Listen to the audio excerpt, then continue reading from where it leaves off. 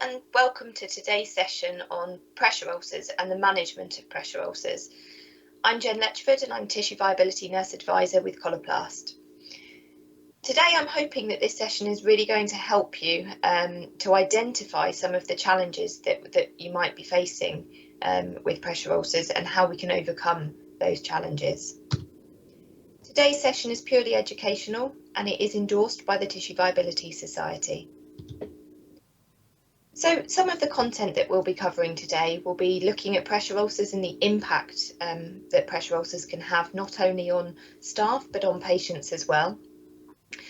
Some of the factors that can be associated with increased risk of pressure damage, the importance of holistic assessment, pressure ulcer location and touching on our anatomy and physiology, the categorisation of pressure ulcers and how we can identify the category of an ulcer, and pressure ulcer prevention prevention and management really. So the learning objectives from today, you should be able to recognise the implications that it has not only on our patients but our wider health economy as well.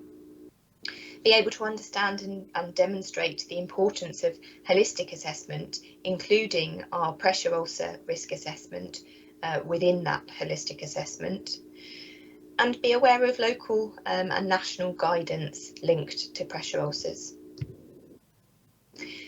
So we're going to start by looking at the impact and implications associated with pressure ulcers. And actually, we see a huge number of pressure ulcers in the UK, which has a big financial impact. So, for example, pressure ulcers can account for up to 4% of the UK healthcare budget.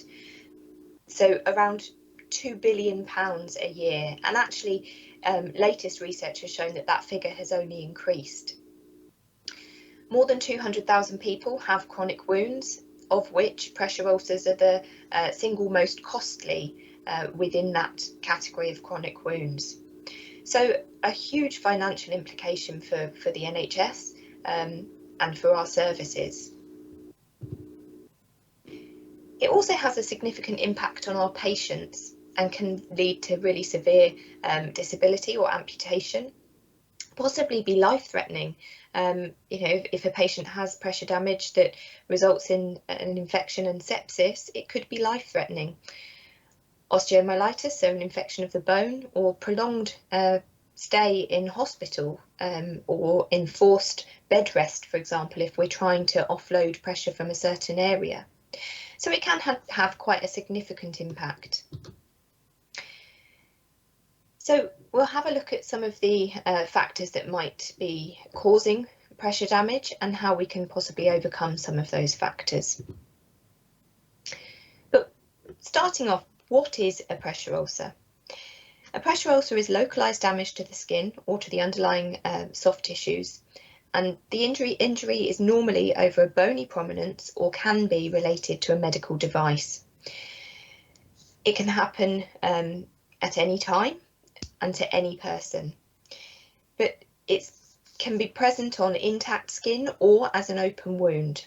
It's likely to be painful for our patient and is going to result from an intense or prolonged period of pressure over a bony prominence. And that may be in combination with shear or shearing forces. And we'll come on to that in a little more detail a bit later on. So I'd like you to have a look at this image on the screen at the moment, and the red dots highlight the typical areas of pressure if somebody is laying flat on their back in a hospital bed, for example. We're going to zoom in here and just have a bit of a closer look at what a normal blood flow can look like. And you can see here that there's a good capillary exchange of blood and no significant problem.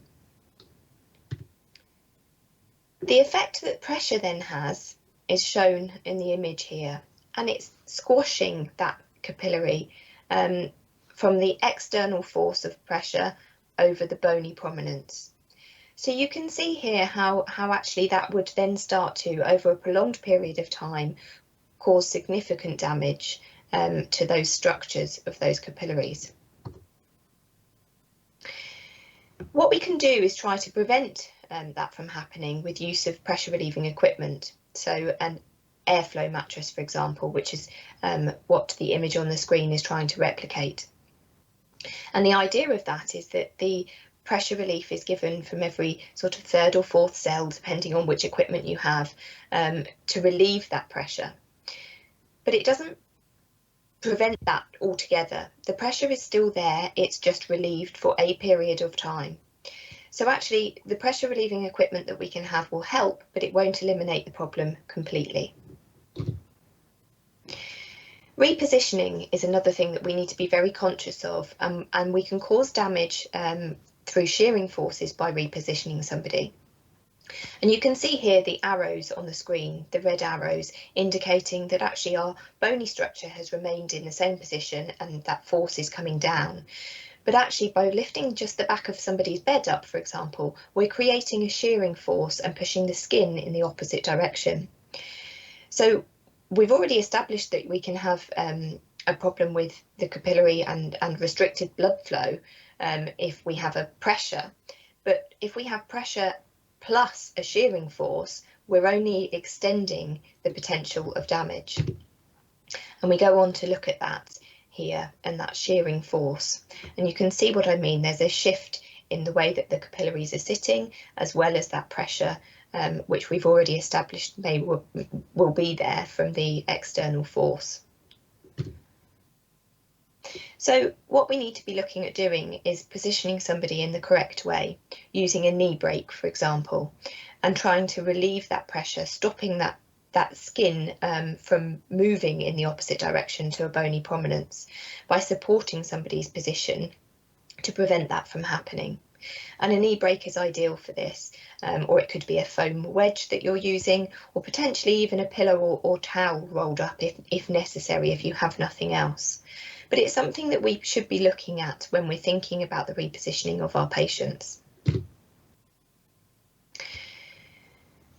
So again, the prevention in a seated position, if we're doing this properly, and if we're using knee breaks and we're ensuring that we're appropriately seating a patient, we're reducing that risk of the shearing force.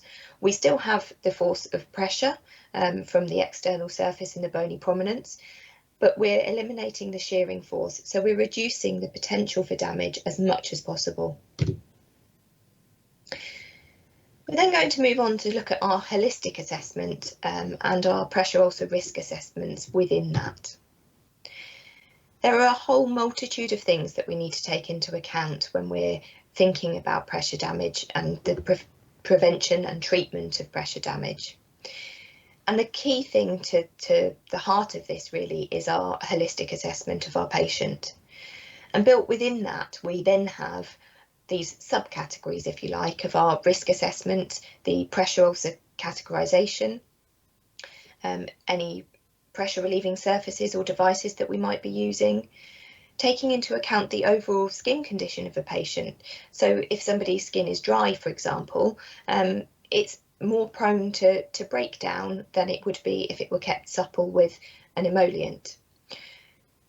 We then need to think about our management of a wound if somebody has developed a wound, and what we can do to create an optimum healing environment for that person and that wound. But as well as that, we need to think about the prevention strategies to stop this from occurring again in the future, or to prevent further breakdown of other areas. So a whole multitude of things that we need to consider. And to help us consider this and these things, we have a couple of national campaigns which have been around now for a few years. One of them is the Asking campaign, so where we're assessing risk, looking at the skin assessment and skincare regimes, the surface in which somebody is sitting on or using or laying on, talking about keeping them moving as much as possible to try and prevent immobility, preventing and reducing the risk of pressure damage occurring. Incontinence and the role that can play when we're looking at pressure damage. And we'll go on to that in a little more detail as well a bit later on. nutrition. Somebody's nutritional intake can really impact wound healing and can also impact the overall skin condition. So we need to be thinking about that. Also giving the patient as much information as we can. That could be to the patient themselves, it could be to an informal carer, it could be to a paid carer, but to try and give as much information in order to educate the people that we're looking after, to try and help them to help themselves in preventing pressure damage from occurring. We then move on to a different campaign, which is the React to Red campaign. And you may have seen this on our national or international Stop Pressure Days in November. And this really was implemented originally to nursing and residential homes, mainly residential is where it started. And that was looking at the early intervention and early warning signs of pressure damage. And it's something that actually all of us can do and all of us can take forward in our practice. And it's something we should be doing as part of our holistic assessment of a patient and our skin checks when we're admitting a patient to a caseload, for example. So it's reacting to red, having a look, making sure that there aren't any red areas over a bony prominence. And if there are, then doing something about that and trying to prevent that further breakdown of skin. So who's at risk of developing pressure damage and pressure ulcers? Well, actually anybody is. Of any age, of any nationality, there is a potential there for you to develop a pressure ulcer. I know myself that I've had pressure damage in the past from ill-fitting shoes. Going out, getting a blister from a shoe on my heel over that bony prominence where I've had the friction and shearing forces from the external pressure of the shoe, creating a blister, a serous-filled fluid blister. That's actually category 2 pressure damage. So it can happen to anybody. We're going to look at now some of the intrinsic factors first, so some of the things that can be associated with an increased risk of developing pressure damage. And they can be things such as previous history of an ulcer, any circulatory abnormalities or problems, vascular disease. If somebody's acutely unwell and has a reduced level of consciousness, for example, it could be that they've had a fall at home and a long lie on a hard floor. They're at significant high risk there of developing pressure damage. Or people at the extremes of age, and that's because we know that there are skin changes as people get older, for example. The skin starts to diminish its natural functions, and actually that can have an impact on and increase a risk of pressure damage. We then look at some of the extrinsic factors. So somebody's reduced mobility or complete immobility. Moving and handling aids and techniques, are they appropriate or are they causing problem? Somebody being dragged up a bed, for example, rather than a slide sheet being used, it's going to create more of that shearing force, which in turn is going to put the person at higher risk of developing pressure damage. Length of surgical procedures. I've already mentioned if somebody were on the floor with a long lie, for example, after a fall, but actually the same goes if they're having a surgical procedure and they're on a hard trolley or theatre table for any significant length of time. Then we come on to devices, and actually we need to be thinking about all types of devices, whether that's a catheter, oxygen tubing or a mask, any even medical masks that we're using currently because of the COVID situation. Is it a hard edge to a mask? Is that going to be causing a problem for some people over the bridge of the nose maybe? All things that we should take into account that might put somebody at higher risk of developing pressure damage. And to help us identify the risk, we have a number of assessment tools available to us. And you may or may not be familiar with all of these, or some of them, maybe just the one that you're using in your local area. But there are a number of tools available. Probably the most commonly used is the Waterlow scale or the Braden scale. The Purpose T tool is a more recently developed tool. And the Norton scale we don't see as much anymore. But the thing that all of these scales have in common is that they give us, they identify or help us to identify whether somebody is at risk of pressure damage and how significant that risk is. So it could be that they give us a number, or it could be that the result of the assessment, once we've completed it, gives us a colour or colour coding, like the Purpose T tool would, for example, of that red, amber, green, to highlight the level of risk that somebody has. If somebody has a level of risk, it's identified here, and we should be documenting that in our clinical notes. But then what do we do with it? These assessment tools are just that. They're a tool. It's not a rule. So we need to act on our findings. And actually, it's really important that we do this to try and prevent further breakdown.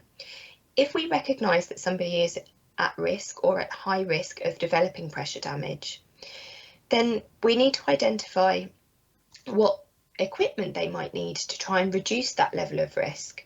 It's at this point that we really need to be trying to put in prevention measures. So again, it's a tool, not a rule, and it should form part of our overall holistic assessment. So pressure ulcer location is what we're going to focus in on next. And this is really important. So we may be saying in our notes, somebody has pressure damage on their bottom. There are multiple areas on the bottom that have bony prominences that we need to be able to identify the difference. If we can identify the exact anatomical location of a pressure ulcer, then we have more chance of establishing why it's happened in the first place, what the cause was, and how we can then prevent, treat, and manage that pressure ulcer. For example, you know, on the bottom, going back to the bottom, you have the sacral area, and you've got the ischial tuberosities. So very different areas, and although we may want to try and manage these areas and offload somebody and the pressure that somebody is experiencing, we need to identify where exactly the pressure is so that we can think about appropriate ways to offload the pressure from that area. So we've got a list here of some of the at-risk areas, and I'm not going to go through each and every one of them, but I mentioned the ischial tuberosities. For those of you that aren't aware of what those are, it's your seating bones. So whilst you're listening to me now, if you just slide your hands in underneath your bottom and you gently rock from side to side, you should be able to feel those bones that you're actually sitting on. And you can see that if somebody is in a seated position for any extensive period of time, that actually that could be quite uncomfortable. And we might notice it and move around quite freely. But if you've got somebody who is not able to move themselves around, that's wheelchair bound, for example, and sitting on those bones for an extended period of time, not able to move themselves when they become uncomfortable, they're likely to develop pressure damage in that area. We then have the occiput on this list, which is actually the back of somebody's head, and I have a good image on the next slide, which I shall show you in a minute. The nasus, so around the nose and the bridge of the nose. The pinna, which is the ear, and again I've got some images for some of these things a bit later on. So the at-risk areas, I would say try and familiarise yourself with these areas. These are the most commonly seen areas of pressure damage. And it's a good idea to understand the exact anatomical location so that you can be clearly documenting that in your notes. As well as these areas, we also have to take into account those areas which are linked to a medical device. And I say this because that can be things such as a catheter. Now, I've seen a couple of gentlemen with category 4 pressure damage because of a catheter and the weight of a catheter, and the tubing has caused significant damage to them. So we need to take into account all of these things when we are completing our head to toe assessment and looking at level of risk. So some of the further examples that I have mentioned on the previous slide. medical devices, and you can see here that the top left image of the baby has actually got pressure damage on her ear, so on the pinna there, on the outer part of the ear. Then we have the occiput, which is the back of the head, in the centre image at the top. And then I'm going to just move on to the right-hand image on the top row, which is the malleolus, so the ankle bone, the outer malleolus in this case. So there are various things that we need to consider, and examples of pressure damage, that you can see in these images are unfortunately quite common. And we just need to bear that in mind and make sure that we are documenting correctly and that we know the anatomical location ourselves, so that we can then start to pinpoint what the causative factors have been, or contributing factors have been. If we can remove those contributing factors, then we give this wound the best chance of healing. So if we now move on to look at the different categories, and this is the thing that people find, or seem to find most challenging, is being able to identify the different categories of pressure ulcer and feeling comfortable with doing that. So we're going to go through each category in a little bit more depth, but we have 6 categories that we look at, and that's category 1 to 4. We then have unstageable pressure damage and deep tissue injury. So we're going to start by looking at category 1 pressure damage, and that's that non-blanching erythema of fair and pale skin.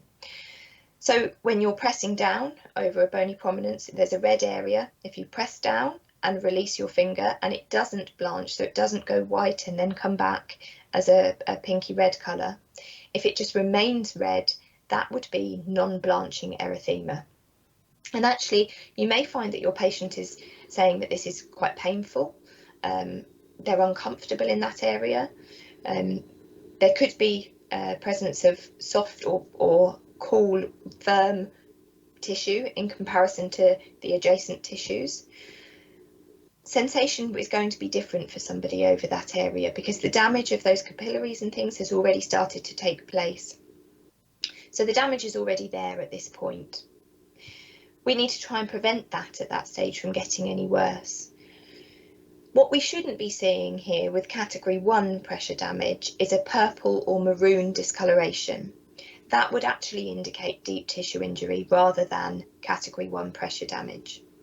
And I have a very good image here to identify category 1 damage, as well as some moisture damage. So I'm just going to use the mouse here to highlight this area here over the ischial tuberosity, that seating bone that I've been talking about. And you can see that there's a slightly darker red area. I'll move the mouse out of the way now so that you can actually have a look and see. But that's category 1 pressure damage. I'm then just going to highlight this further red area that you're seeing across both buttocks with a sort of butterfly or mirror image effect on each side. That's actually moisture damage. So this image, you can see both pressure and moisture associated skin damage. And we'll come on more into the moisture associated skin damage a bit later on. Category 1 pressure ulcers in darkly pigmented skin can present slightly differently, and it may be that those subtle changes of skin differences and blanching you're not able to see visually. So you might have to rely on your assessment with your patient and talking to your patient. Have they got any pain over this bony prominence? Is it causing them a problem? Is there a temperature difference in the skin in comparison to the surrounding skins and tissues? Is there any edema or swelling present? Sometimes we can identify that there is damage just from a slight edema presence. So take everything into account that you're seeing. Make sure that you're visually inspecting the area and also using touch, because that can really help, just to gently touch the area and feel any differences in temperature, for example. But rely on your patient as well, who's telling you, if they are telling you they're in pain, there's a reason for that pain. You can see in this image here that there is some slight discoloration. That is actually category 1 pressure damage, but it presents in a slightly different way to what it would on paler skin in that very red prominent area. category 2 pressure ulcers and this partial thickness skin loss.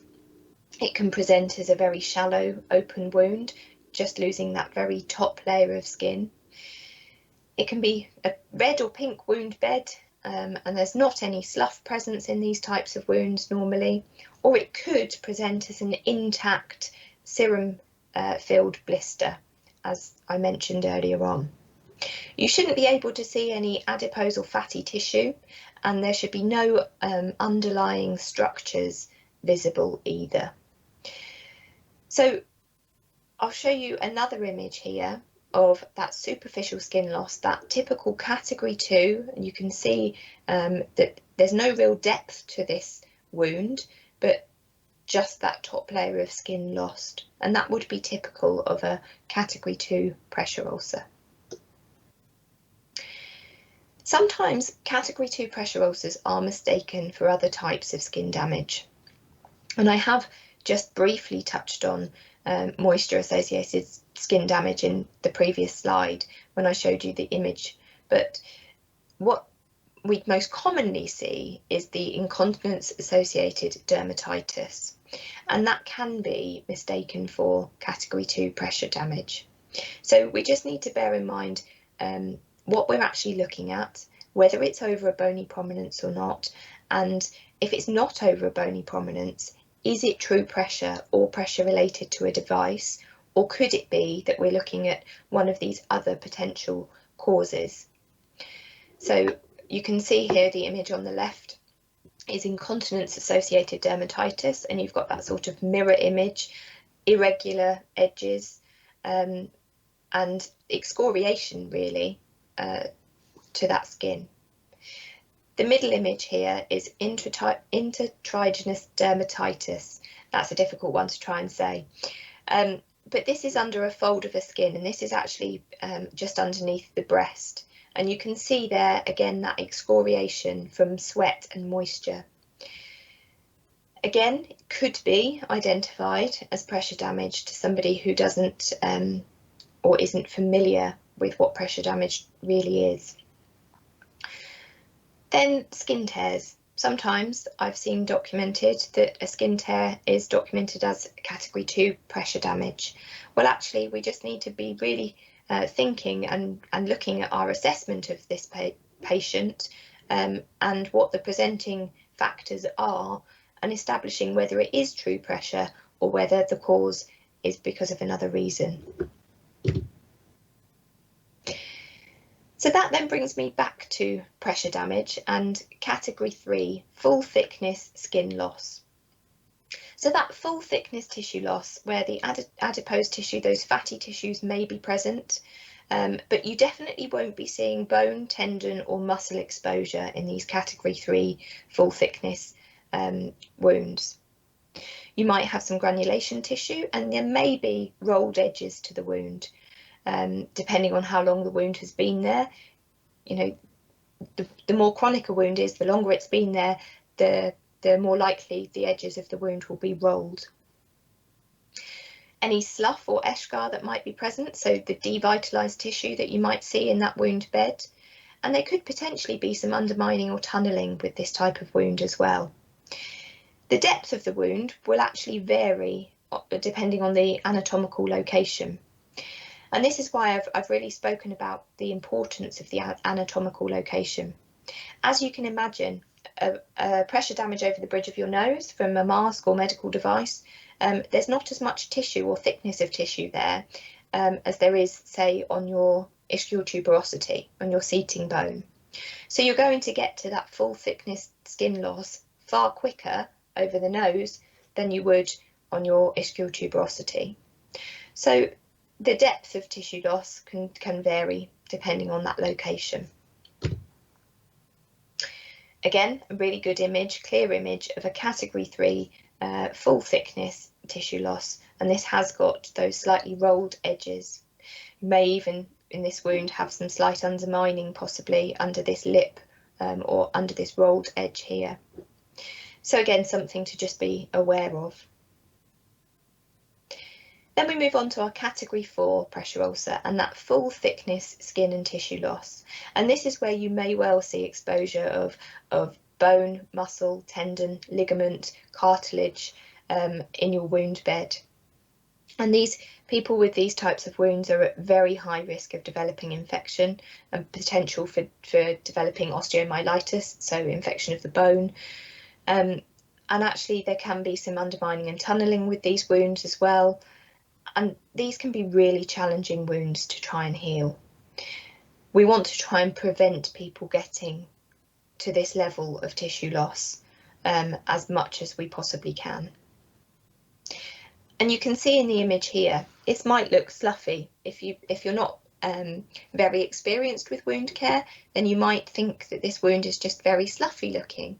Well, actually, if we look slightly closer here, you can see almost these lines, these strips running across the wound bed. And actually, that's because this is tendon exposure that you're seeing, not just a sloughy wound bed. So this would be category 4 damage. We then come on to those where the depth is unknown, and it can be unknown because we have that thick plug of eschar or slough, and we just aren't able to see the depth of that wound until we would remove that eschar and slough. So if you have a wound and you have some damage there, but you're not sure of the depth because you can't see the wound bed itself, then that would be an unstageable pressure ulcer.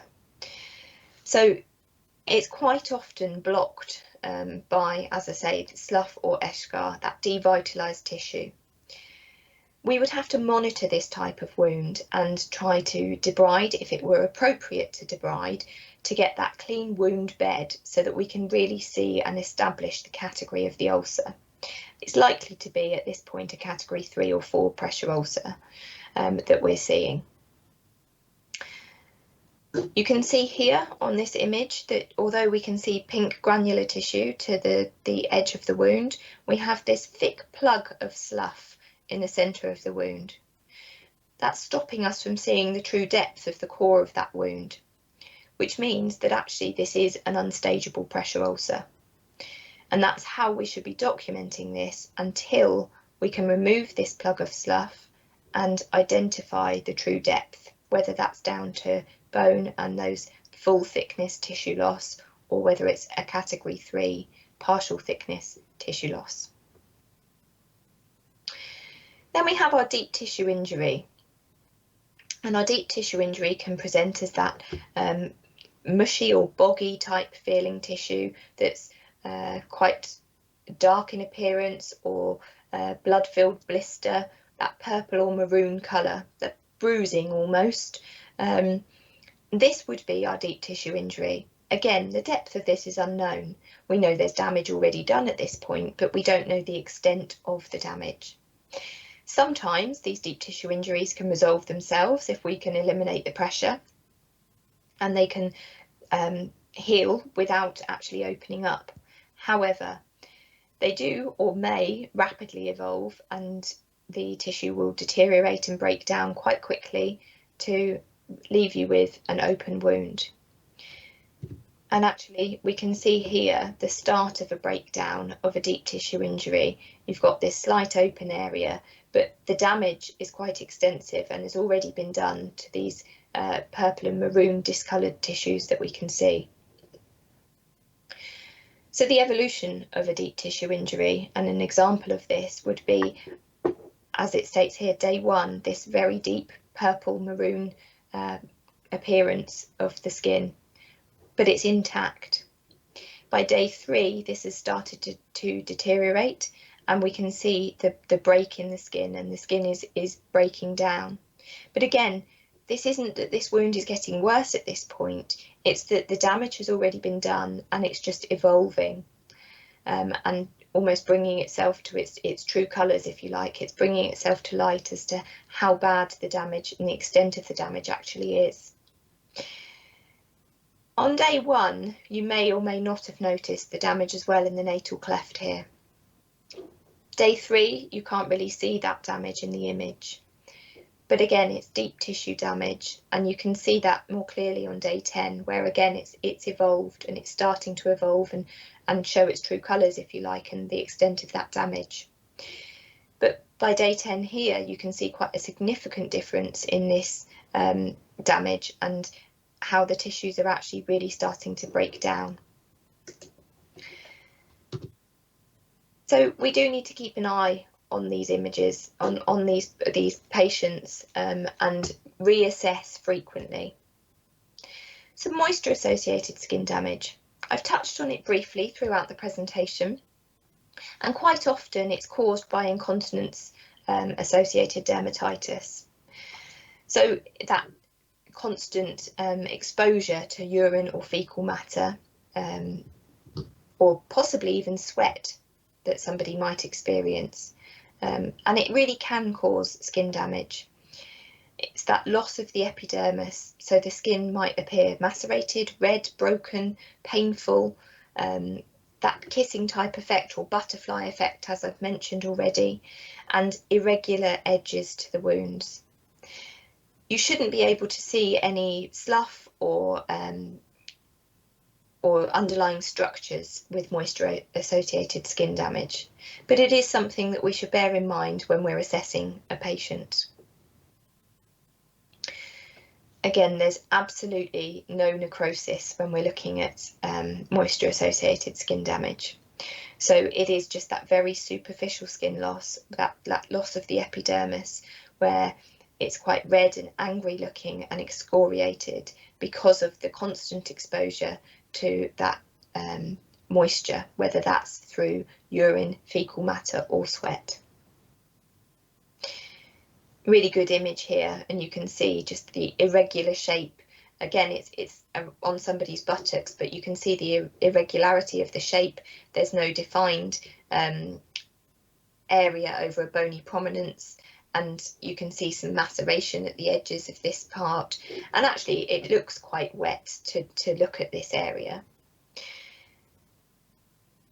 So some of the key risk factors for incontinence-associated dermatitis, the intrinsic factors, is actually somebody to have incontinence-associated dermatitis needs to be incontinent of some sort, whether that's doubly incontinent or just urinary or fecal incontinence.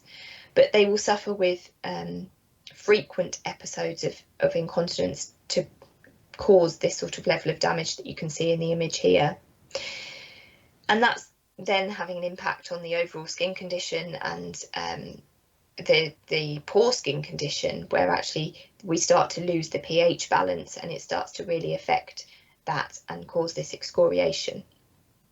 We need to be taking into account somebody's nutritional status, and if they are on any medications or immunosuppressants that might be causing any increased risk, for example, or if somebody's critically ill and are potentially going to be laying in a bed, do we need to manage that incontinence in another way? We then look at the extrinsic factors. So the type of cleansing products that we're using on somebody. I've mentioned the pH balance of the skin. If we're using very harsh chemical sort of based products, then that again may be having an impact on the person's overall skin condition, which can increase the risk when it comes to incontinence-associated dermatitis. The person might not be able to clean themselves. They might have limited dexterity. They may have problems with mobility and getting to a bathroom, for example. So they may need some support and help to try and regularly cleanse the area and dry the area. Poor manual handling, again, with increased friction and shear, can cause higher risk level of damage to this area. So all things that we should be considering. Moisture-associated skin damages and the differences between that and pressure ulcers. So with pressure ulcers, we need to be looking at where the wound is. Is it over that bony prominence? What's the cause of it? Is it because of shearing forces as well as external pressure? And with moisture, we need to be thinking about, is the area wet? Why is it wet? What sort of moisture is causing this damage? Then location. And again, I've spoken a number of times now throughout this presentation about the anatomical location of the damage. Whether that's pressure or moisture, we really need to be identifying that. If it's directly over a bony prominence and is in one defined area, then it's likely to be pressure. If it's moisture and it's on a sacrum or perineum or around a stoma or wound edge, then we're not necessarily looking for that being over a bony prominence. It also won't have a defined wound. It will have irregular edges and there won't be any depth to those type of wounds. The depth to pressure ulcer will vary depending on the extent of the damage, as we've looked at today with the categories. The shape as well of pressure ulcers have very defined edges, often circular, or they could be irregular in shape, but not in the same way as you would find that kissing ulcer or moisture damage. With pressure ulcers, you may have some necrosis or devitalised tissue present, but you won't have necrosis with moisture-associated skin damage. With your pressure ulcer and the colour of the wound bed, or what you're seeing in the wound bed, you may have some slough, necrosis, non-blanching erythema, but with moisture-associated skin damage, it's likely to be red, pink, excoriation, or that white macerated tissue. So there are some distinct differences to help us identify the difference between pressure and moisture.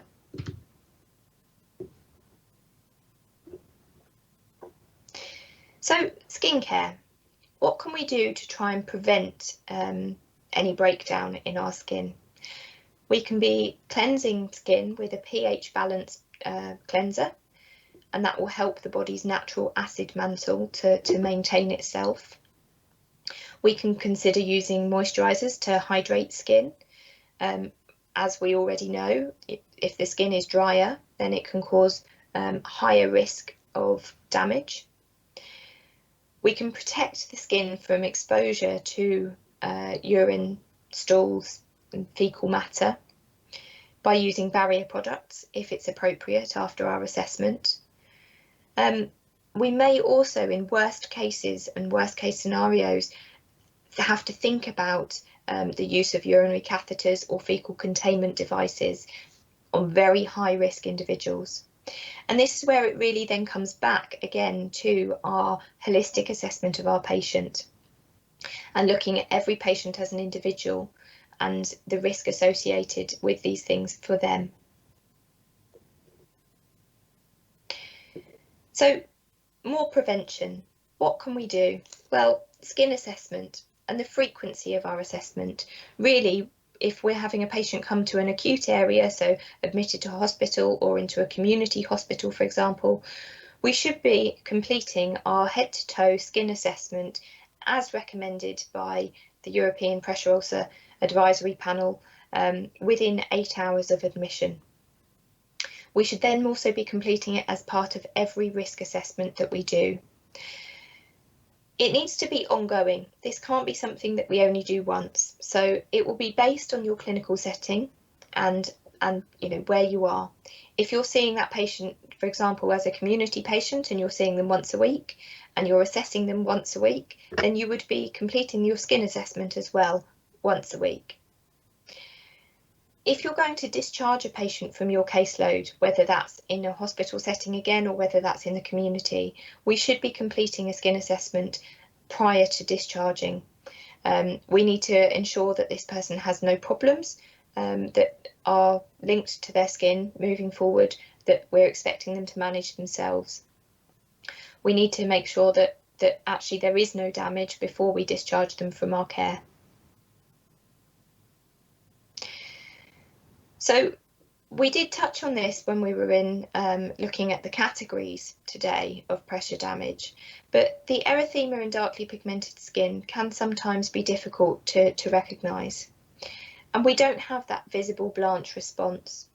So we do need to examine the person's skin for any changes and changes in the consistency of tissue, or speak to our patient, our patients can really help us and guide us with identifying any potential problems or causes. So make sure that you are including your patients in your discussions around whether they are experiencing pain, and getting them to identify the location of that pain for you. We then come on to pressure relieving devices and pressure reducing equipment, and there's a whole multitude of equipment available to us, and that will vary across area to area within the NHS. So we need to be thinking not only just about mattresses that we might put somebody on, whether that's a static foam mattress, whether that's a alternating air mattress, or whether we're looking at cushions. And if somebody is wheelchair bound, for example, do we have a cushion for them? Is it suitable for use in their wheelchair? Have they maybe had some pressure mapping done? We have wonderful devices available to us now. Most wheelchair services would have these devices to be able to map where somebody's most at risk areas of pressure are when they're in a seated position. So have we done that? Have we sent them for that assessment and identified the best equipment for that person?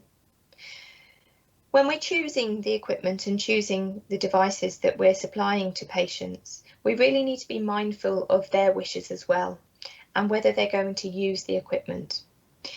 It's all very well us providing an all singing, all dancing airflow mattress, but if somebody's not going to use that and they're not willing to use that, then it's not going to help them. So we need to get our patient on board with the decisions and have them take part in making those decisions about the equipment that they're willing to use. So again, just as a bit of a recap on this one, making our patient aware of the decisions and the risk factors that are included, whether they have any existing conditions that we need to consider. So if they've had previous pressure damage, which is going to put them at higher risk, we need to discuss that with our patient and take that into consideration when we are choosing which equipment is relevant for this person. The patient's body weight and body shape. Have we got equipment that's suitable for their body weight? Do they have a very high BMI? In which case, will our equipment support and still provide that pressure relief that we're hoping it will? Take into account somebody's body shape as well, because it might be that we need specialist services and occupational therapists involved in order to help support some of the equipment choices. And that could be with different types of pillows and support pillows and things like that. So each individual person should be assessed holistically and on a one-to-one basis. There's no one size fits all with pressure relieving equipment, unfortunately. So we need to familiarise ourselves with what's available to us and ensure that our patient is accepting of the equipment and comfortable with the equipment and is aware how to use the equipment. And these are all things that we should consider when we're choosing which equipment is suitable for somebody. We also need to think about repositioning techniques. How are we repositioning somebody? Are they sitting for an extended period of time? Do we need to be able to get them to think about maybe moving from a wheelchair, for example, back to a bed to offload some pressure at various stages throughout the day? If it's somebody that we're managing in bed, we need to consider 30-degree tilts and possibly a turns chart. We need to use manual handling aids that are appropriate. Trying not to leave manual handling aids in situ. So if we have a sling from a hoist, for example, if it's not an in situ sling, then it should be removed from underneath somebody. And that can be because it has hard plastic clips and things on it, which again, if that's sat underneath a bony prominence, it's going to increase that risk of pressure. So we need to be mindful of those things and look at the various techniques that we have available to us to be able to reposition. When we look at heel ulcers, which actually are unfortunately quite common, and it's one of the most severe types of pressure damage that we see. They tend to be, the most severe types tend to be on the sacrum or on the heels. And actually, we can completely remove this pressure from the person's heels. We can use cushions, we can use support surfaces to completely remove that pressure, to give this heel wound or ulcer the best possible chance of healing. So again, take that into account when you're assessing your patient. Make sure that if they're wearing shoes at any point, that the shoes are well fitted. Ill-fitting shoes can cause significant damage to people's heels and various other parts of their foot.